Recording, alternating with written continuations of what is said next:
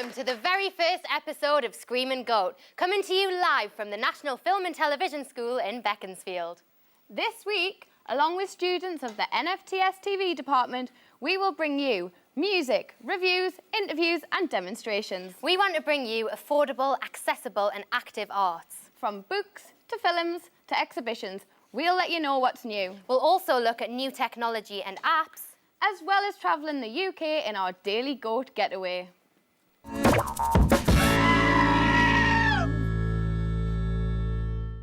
I'm Kate Soulsby.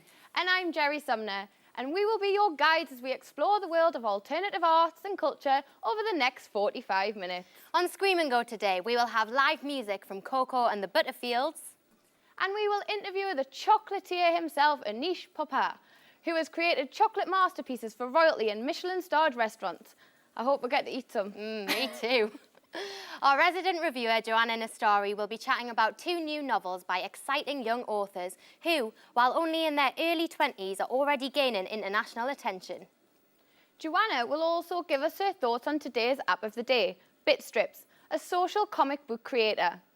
All this week, we will be highlighting the work of young people who are making a name for themselves in creative ways. We'll present them with the Bill Gates Award for Achievement in the field of entrepreneurial excellence. Just trips off the tongue, doesn't it? Oh, yes.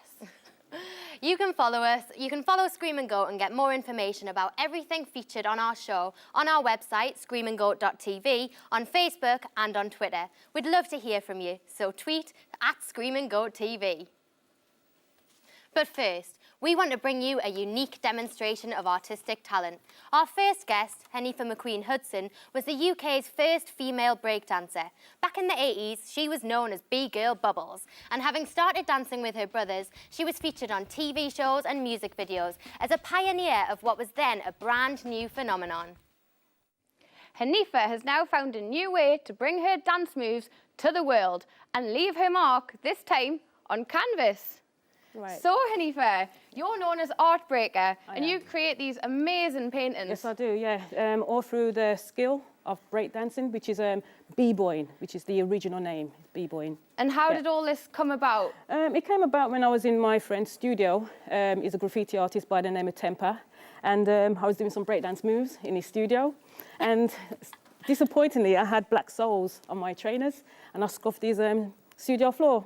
But he didn't want me to wipe them off. He said, leave them there. I like them. So I said, let me go and get some paint and get it done. It's absolutely fabulous. Yeah. So why do you actually create these? Like, what's the... I think the idea is to show people the expression of what breakdance is, and b-boying moves, how it can express your moves, how you feel, using the colours, the type of movements. And I think it's just that it's a way to say, I'm still here. I'll put it on the canvas, not in competitions no more. You're going to do a whole work of art today, aren't you? I am. So go for it. I will do. So excited. Thank you.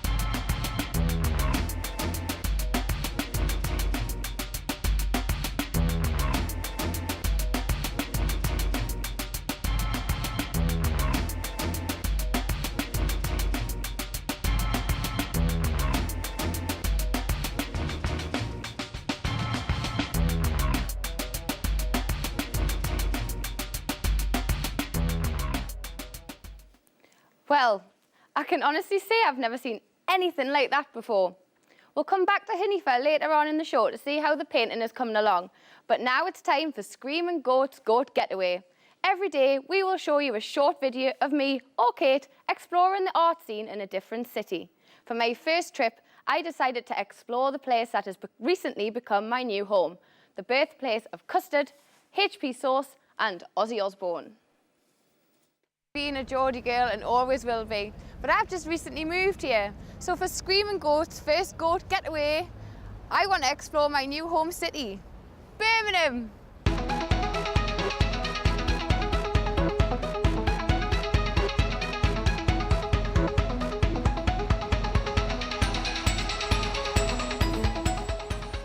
There are amazing places to check out, like the £189 million Library of Birmingham, which opened its doors in September. The new library boasts a state-of-the-art gallery space, a BFI media tech, a variety of performance spaces and outdoor areas, more than 200 public access computers and a collection of over 1 million books.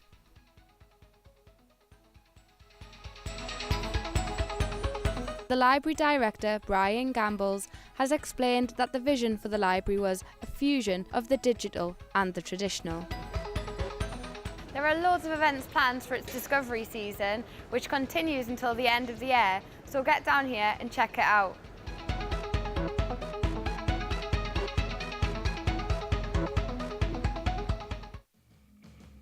The Public is a gallery and entertainment space which has been open since 2009.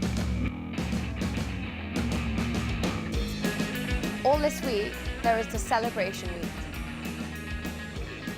The Public will be bursting with life as it plays host to storytelling, music, dance classes and displays work by local artists. This public facility aims to make arts more accessible in the community here in Sandwell. There are lots of free events this week, such as Eat, a site-specific theatre production about how and what we eat, music performances and free exhibitions.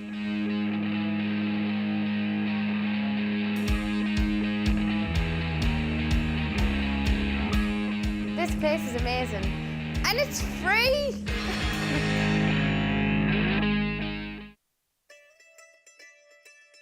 But I couldn't explore Birmingham without a trip to Cadbury World. That much chocolate right on my doorstep, I might never leave. To get the best value for your money, check online for Purple Thursdays and you can get 2-for-1 tickets. Cadbury World opens its doors to about 500,000 visitors a year who come to explore this delicious chocolatey land. It is one of Birmingham's top tourist attractions, especially for little kids and big ones like me. Kate, you're going to have to come and visit us in Birmingham. Yeah, mate. There's loads going on though. There's an absolutely amazing photography exhibition called Function 4 at the Barber Institute. And I saw you hanging out at the custard factory. Yeah, that is a really cool space. It's got loads of shops, cafes. Really, really good. Loved it.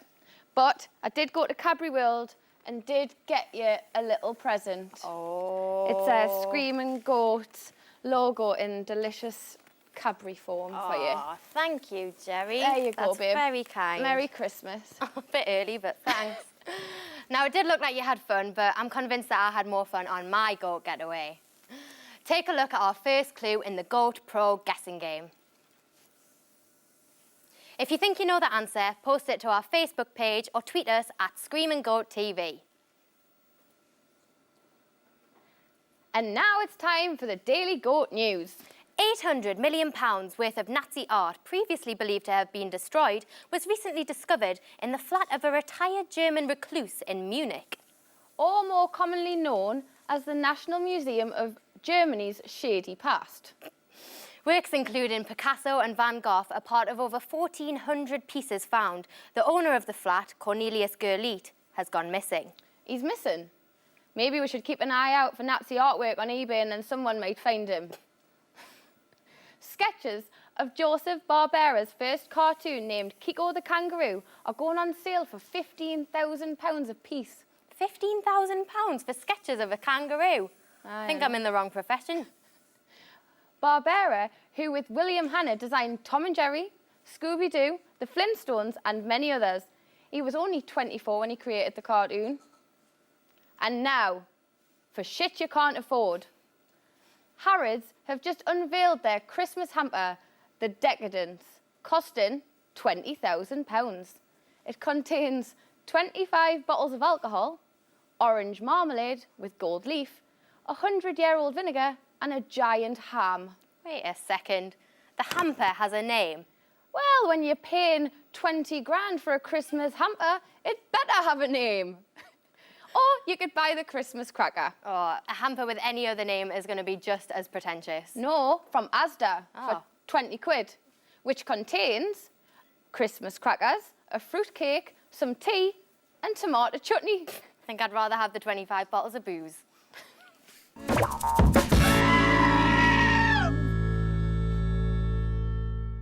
We'll see you after the break. But first, music from CoCo and the Butterfields. Having met in Canterbury just 2 years ago, this folk, pop, hip-hop fusion collective went live and unsigned UK in 2012. Featuring violin, banjo and a beatboxer, here they are with Warriors.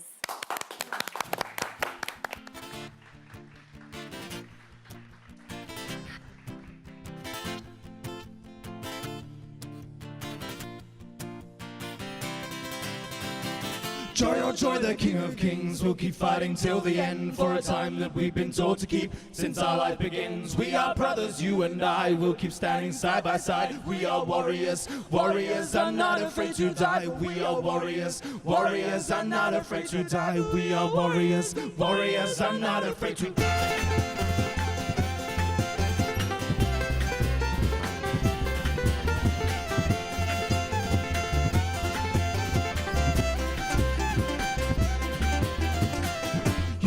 Of me like an asteroid that's racing through the sky. Shh. I still think of you like a hurricane hurling around my mind. They say to give him time like a criminal that plans this night attack. I know I've been off the road, but I promise I'll be back. Your heart is ticking like a clock, so what would you be? Your tears are diamonds in the rough. That is shining through. Oh, it's been hard for me, but only God knows how it's been for you. Twice the story now. There is nothing else that I can do.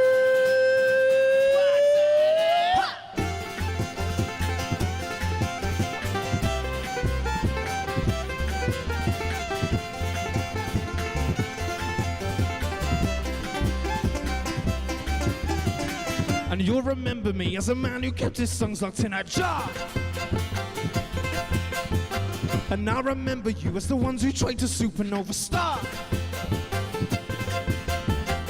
When our dreams unite, I promise you I'll join you on the road. I said I tried the sky, but I'm telling you that this is all I've known. I've known.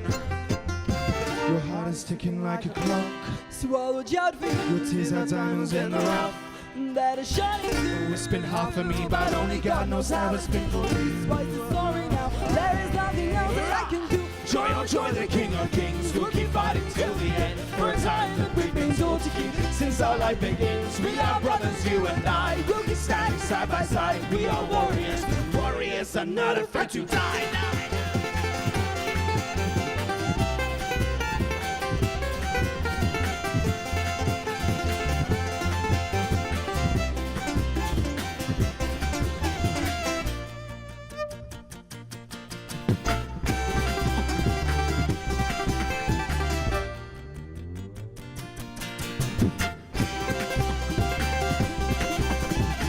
Your heart is ticking like a clock, So what would you be? your tears are diamonds in the rough. That is shining through. It's been hard for me, but only God knows how it's been for you. Twice the story now. There is nothing else that I can do. Joy, oh joy, the King of Kings will keep fighting till the end for a time that we've been told to keep since our life begins. We are brothers, you and I will keep standing side by side. We are warriors, warriors are not. Joy, oh joy, the King of Kings will keep fighting till the end for a time that we've been told to keep since our life begins. We are brothers, you and I will keep standing side by side. We are warriors. Warriors are not afraid to die. We are warriors. Warriors are not afraid to die. We are warriors. Warriors are not afraid to die. For we are warriors. Warriors are not afraid to die.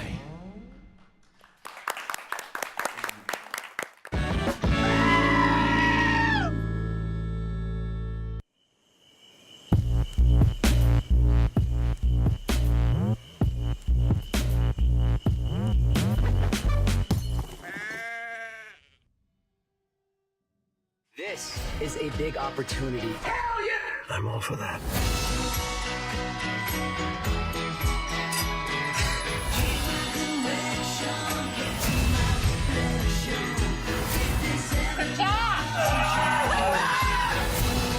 That is awesome!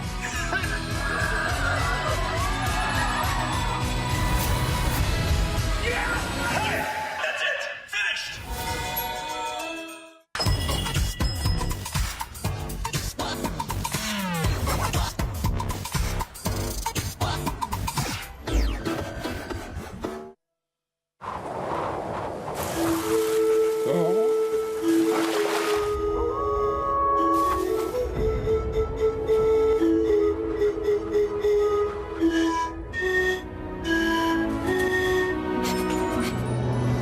Listen, my little furry friend, nothing compares to the ice-cold refreshment of a Coors Light. Coors Light. Yeah, the world's most refreshing beer. Tim, show Joel how everything you touch turns into Skittles.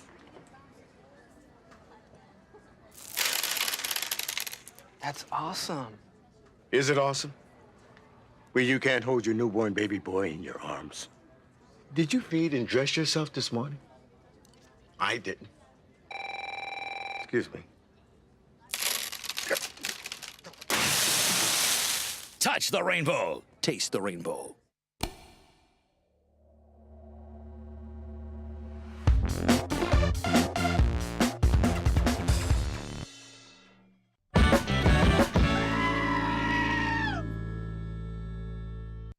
Welcome back to Screaming Goat. Still to come, we'll be meeting Aneesh, the chocolate genius, and we'll have more music from CoCo and the Butterfields. Artbreaker Hanifa is still hard at work on her piece. Let's see how it's coming along.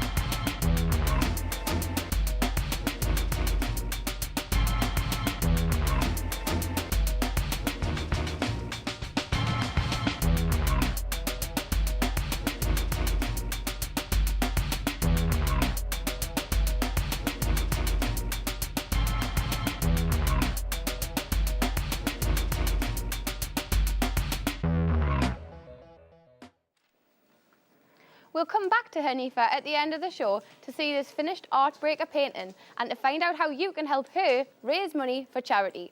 But now it's time to meet our resident reviewer, Joanna Nastari, who will join us every day this week, giving her views on apps, books, films, exhibitions, and art events.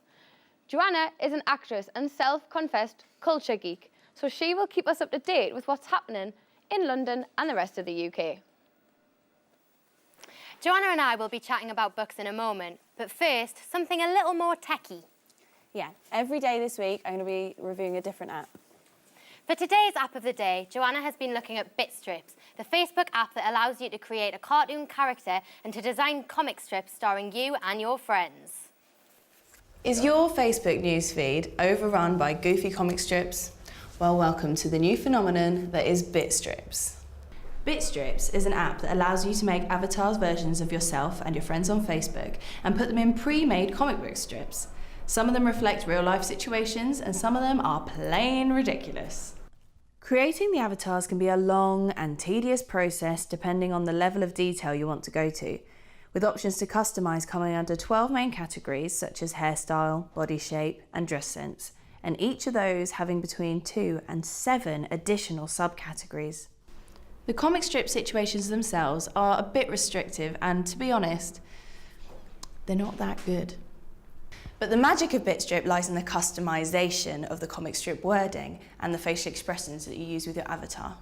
Having already been downloaded by over 11 million users, Bitstrips may well be at the point of saturation. It's nearly impossible to get through a day without being bombarded by them, even if just one of your friends is a fan. It's quite surprising, actually, just how many people are using Bitstrips. It's restrictive and a bit lame. And several others are coming to that opinion too. This is an app that totally divides popular opinion. Those who get it, love it. But those who don't, hate it with a vengeance. Facebook is awash with annoyed responses to the juvenile-looking comic strips, with some threatening to unfriend those who use the app, and others taking to the app themselves to express their frustration at its overuse. Bitstrips may well be an internet star that has crashed and burned before its time. So I'm just going to take a wild guess here and say that you weren't really a fan of Bitstrips. No, I didn't quite get it, but it's immensely popular, and it's not just a UK thing, it's a worldwide thing. Right. And people have come up with some pretty funny stuff on it. But in my personal day-to-day life on my newsfeed, I would like it gone. Fair enough. So for our review today, we read 2 books. First of all, tell us a little bit about both of them. Yeah, I've got, firstly, Golden Boy by Abigail Tartellin. It's a very kind of unique and different coming-of-age story about a young boy called Max, who's 16 and grows up in the sort of suburbs of Oxford. It's quite a hard book to read because it deals with sort of a very difficult content, and there are the first few chapters in particular, there's a very sort of detailed, violent scene. Abigail's a young author. She's only, I think, 23. This is her second book, and she's an actor as well, and she's also a waitress, and so it's very accomplished writing, considering, and I think it's actually very adult, and it was a very enjoyable read. Brilliant. The second book we have is The Spider King's Daughter by Chibundu Onuzu. Again, she's a very young female author, and she's currently studying at King's College. She's studying history and politics. It's set in Lagos, Nigeria, and it's a romantic tale about a very rich girl and a very poor boy. Brilliant. So let's start with Golden Boy. Author Abigail Tartellin has sent us this video introduction to her book. It is about Max, a sweet 16-year-old who lives in a perfect family in a perfect community. But Max has a secret. He's intersex. And when a childhood friend comes back from the past and tries to out him, Max has to come to terms with the fact that people might know. Golden Boy is about gender roles. It's about being different in general. And it's also about family. And more than anything, I think it's about being courageous about who you really are. So what were your thoughts on Golden Boy? How did you find it? I personally really enjoyed it. It sort of, in the very first few pages, really sucks you in, because the very first thing is it's written from Max's younger brother called Daniel, and he's only 9 years old, and she sort of captures his voice very well, and it's very funny and very charming, and it really sort of sets the scene for the book, and very quickly it becomes very dark. And we discover Max's secret, and we discover sort of something quite awful that happens to him. But then from then on in, it's a page turner, and it's very detailed, and it doesn't move quickly. It sort of only covers a sort of few months, It's, yeah, a really gorgeous read. Quite a thorough book then. Yeah, really thorough, and it really captures the community and everyone in Max's household and the doctor that he goes to see and the people at his school and the girlfriend that he has. And yeah, it's really gorgeous. And I think, I don't know if it has something to do with Abigail being an actor, but I think that all the different voices are really unique and really strong. And it really helps you get an idea of how different people might view a boy like Max. Definitely, brilliant. Okay, and here's Chibundu Onuzo introducing her book, The Spider King's Daughter. The Spider King's Daughter is a novel set in Lagos, and it's about a rich girl called Abike Johnson and a street hawker who she meets on the side of the road. He's handsome and he speaks well, so she's interested in him. And they strike up a friendship, and then the story continues. I wrote the book because I wanted to write something set in Lagos, and I also just wanted to show what an interesting place Lagos is, how such different people can exist in such a relatively small space, but sometimes never actually see each other. So what were your thoughts on The Spider King's Daughter, and how did it kind of compare to Golden Boy? I really enjoyed it. It's a very sort of quick read.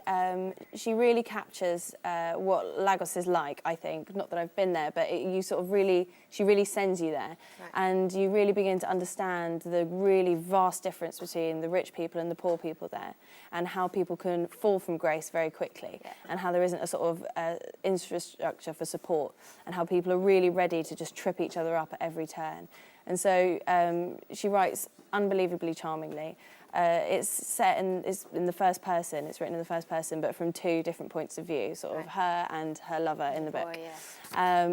Their voices aren't that different, and sometimes that can be slightly confusing. And the first half of the book was a love story and sort of quickly descends into sort of a revenge tragedy, which for me I found slightly jarring.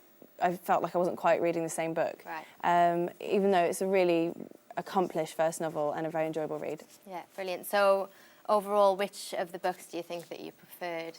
My heart goes to Golden Boy, just because I think that it's a very sort of important book to be written, because I think that not only the themes within the book that are important to be discussed, but people's attitude towards difference and sort of prejudice towards what we don't know much about is just really important, and it really outs a lot of those attitudes that very nice, normal people have about things like that. Yeah, definitely. It's quite a taboo subject that it touches on. It is nice that she's kind of bringing that into the public perspective and things. Yeah, definitely. So do you think these books are both kind of about coming-of-age characters? Do you think that's the audience demographic as well? Are they going out towards teenagers, or is it a little bit too heavy, do you think, for the young teens and the teenagers? Yeah, well, potentially it is for teenagers, maybe, because they're both about 16-year-olds. So Max turns 16 at the very beginning of the book, and the main character in Spider King's Daughter is 17 years old. And so maybe it is for that age group, but I would say that it's for a much wider audience than that. Thank you very much, Joanna, for being with us today. And we'll see Joanna again tomorrow when we'll be reviewing the photography exhibition Only in England. Join us after the break when we will see a completed art break at Canvas, and we will be meeting the Chocolatier. And if you want any information about today, show, or anything featured on it, you can check our website, Facebook or Twitter. Back in a minute.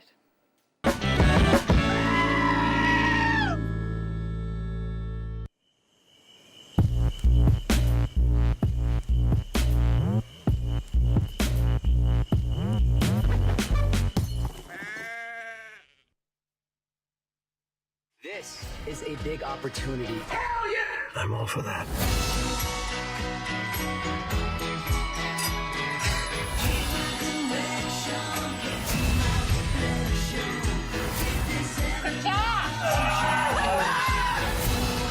That is awesome!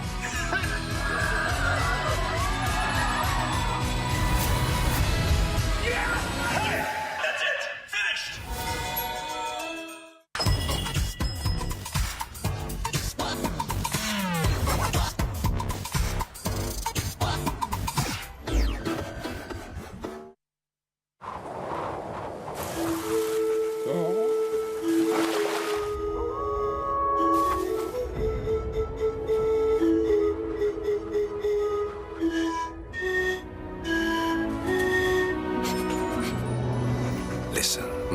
for a friend, nothing compares to the ice cold refreshment of a Coors Light. Coors Light. Yeah, the world's most refreshing beer. Tim, show Joel how everything you touch turns into Skittles. That's awesome. Is it awesome? Well, you can't hold your newborn baby boy in your arms. Did you feed and dress yourself this morning? I didn't. Excuse me. Touch the rainbow. Taste the rainbow.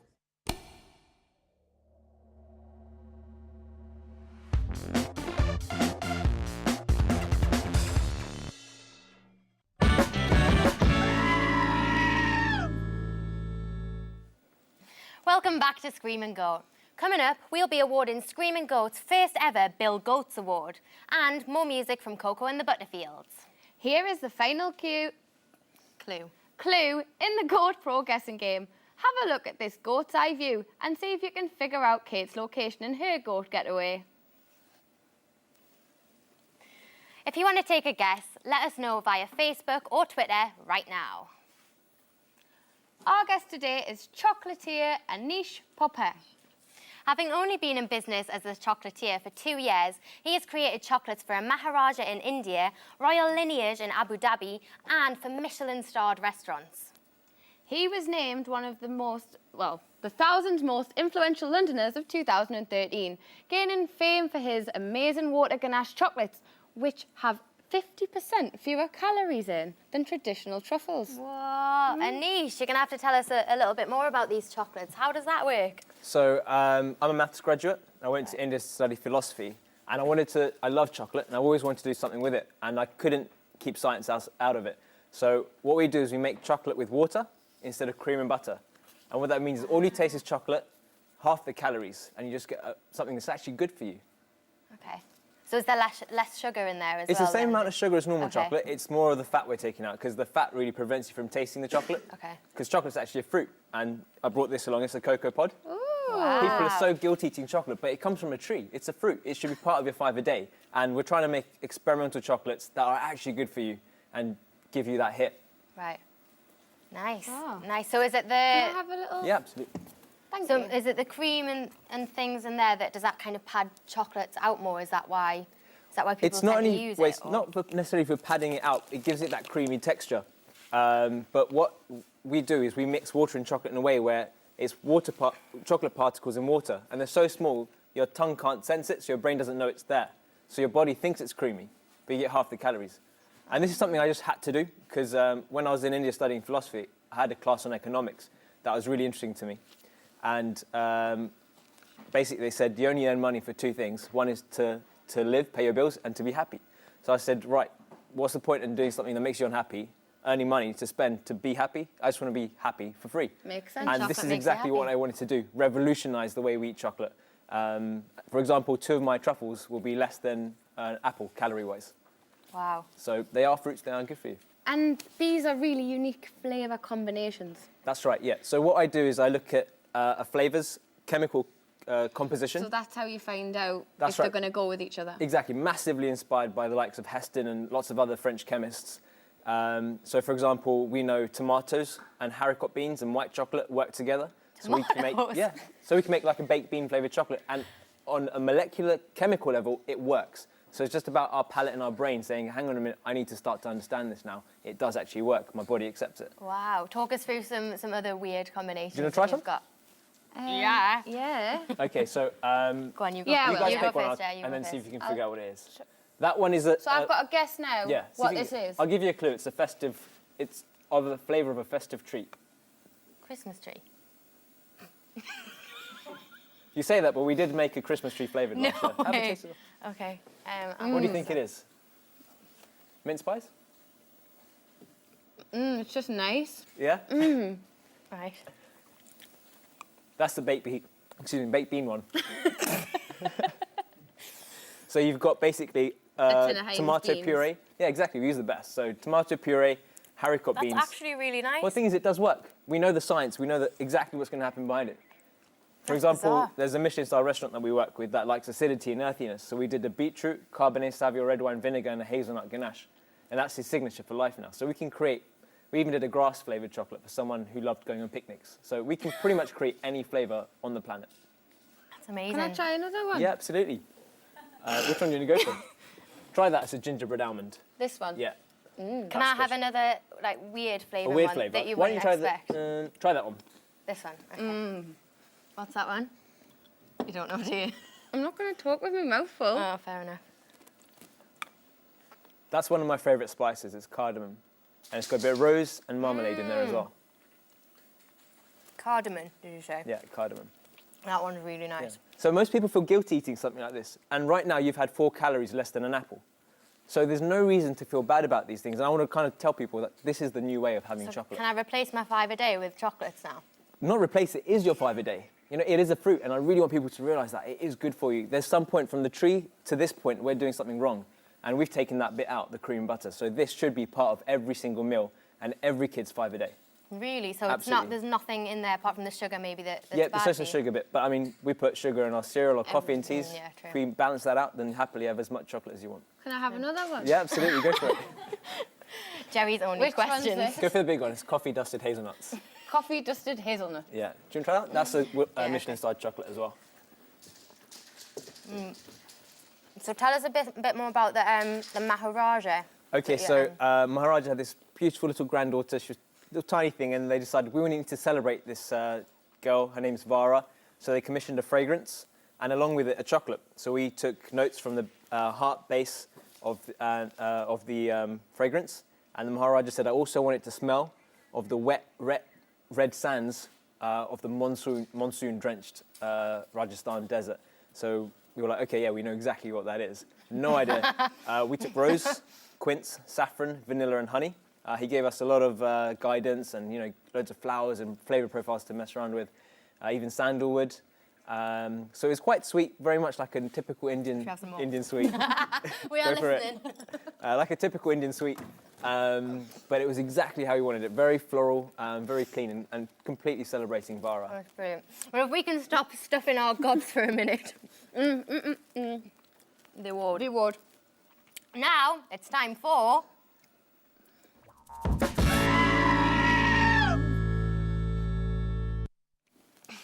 Every day on Scream and Goat, we will be highlighting the achievement of a particular young person.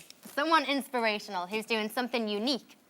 Someone who deserves a mention and for everyone to take notice. The first ever Bill Gates Award for Achievement in the field of entrepreneurial excellence goes to Luca Maria Piccolo, an Italian fashion filmmaker.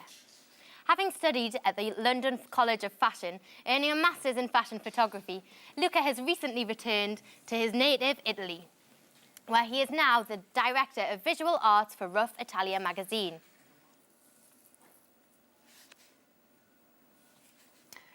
Luca has been featured in ASOS magazine as the next Nick Knight and has been nominated for the Best Emerging Artist Award at this year's Berlin Fashion Film Festival. We reckon Luca is one to watch, which is why we're giving him this award. You can find links to Luca's website on screamandgoat.tv and on our Facebook page. And here's the man himself. Hello everyone. I just want to say it's such an honor for me to receive this award. I would like to thank National Film Television School and Screaming Goat. I'm a big fan, guys. Thank you very much. Have a great night. So we're back with Hanifa. Right. So Hanifa. Right. This is really, really interesting now. Yeah. Very, very moves, unique. Top Rocks is a spin moves, which is a lot of the spins. You see some of trainer footprints around the area. And this is abstract art. This is b-boying expression of your moves. This is so unique. Yeah, it is. Yeah. And I think I've got a name for it. Scream as you like. Scream as you like. Yeah. And this is what this piece is going to be called now. This is what it's going to be called, yeah. Yeah. And art breaker paintings have actually gone for a lot of money. Yeah, it has been valued in the thousands now. So really, I'll be honest with you, I'm quite honoured, and my intention is looking at charities if I'm earning that much. Yeah. Yeah. So if you know, use that to raise money for charities. Yes. So what sort of charity are you fundraising for? My intentions is cancer charities. One in particular is a children's charity, which is a children's leukemia and cancer group. That's absolutely great. Thank you very much. I can't actually believe all this. And actually, you see little stars, and each star is for each child who suffers with cancer. So if you're looking at the stars, each star represents a child who suffers. Each spin move, it represents their life will turn around one day. So this is what I'm talking about, expression, using your expression of moves into creative arts. Have these charities obviously seen your work? And I don't think they've seen anything, to be honest with you. Really? No, I don't think they've seen them yet. Oh. Yeah, but this is what it is. Definitely worth a look. Thank you. Thank you very much. So, if you want to help Hanifa raise money and get your hands on this unique work of art, you can bid on Screaming Goat's eBay listing. The auction opens now and will close on Friday during our final show. You can log onto our website or our Facebook page for more information, and you will also be able to find links to Hanifa's Artbreaker work. Over to you, Kate. So, we've given you a few clues throughout the show via a goat's eye view of a UK city. I was in Brighton, of course, and you can see what I got up to on tomorrow's show. So, Joanna, thank you very much for being with us today, and Aneesh, I hope you've already added me to that customer list. And thank you to Hanifa for her energetic art demonstration. Place your bids now. Join us tomorrow for more Scream and Goat, when we'll meet fashion designer Nikita Charisma, we'll have music from Algiers, and we'll be making a musical instrument out of fruit. Really? And to play us out now, we return to CoCo and the Butterfields, who will be releasing their EP, King of the Corner, next month. Here they are with Walls.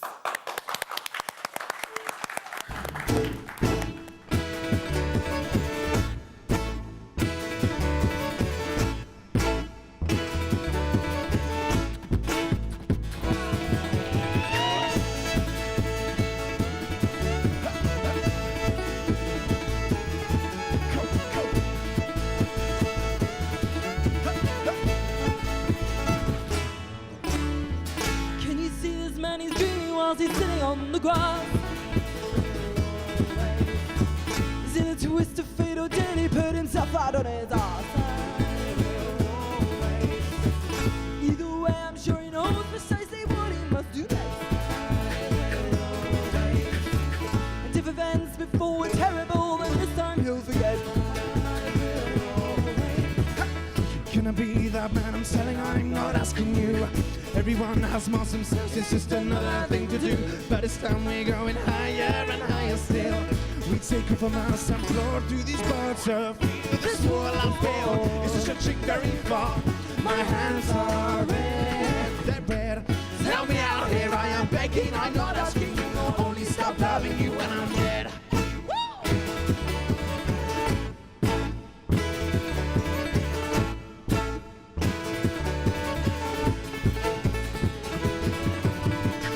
Well, I'm a simple soul, or so it has been said to me before.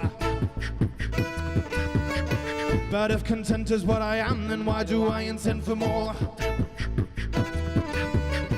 You say I'm making plans, surely isn't everybody else?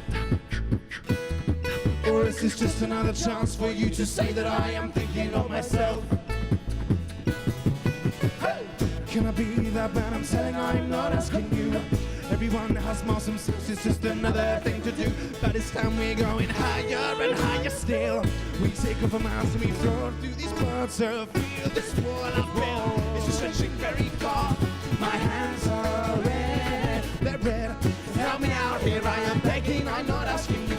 Only stop loving you when I'm dead. This wall I feel, it's just stretching very far. My hands are red, they're red. Help me out here, I am begging, I'm not asking you. I'll only stop, I'll break it down. Oh.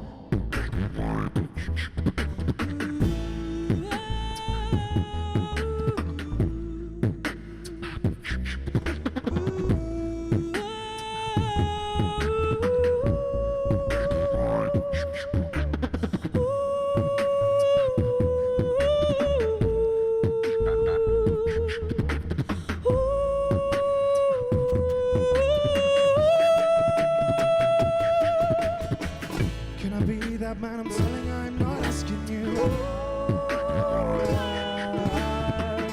Everyone has awesome sources, just another thing to do. But it's time we're going higher and higher still. As we take off our masks and floor through these parts, as we take off our masks and floor through these parts, feel this wall I built is just stretching very far. My hands are red, they're red. Help me out, here I am begging, I'm not asking you. Only stop loving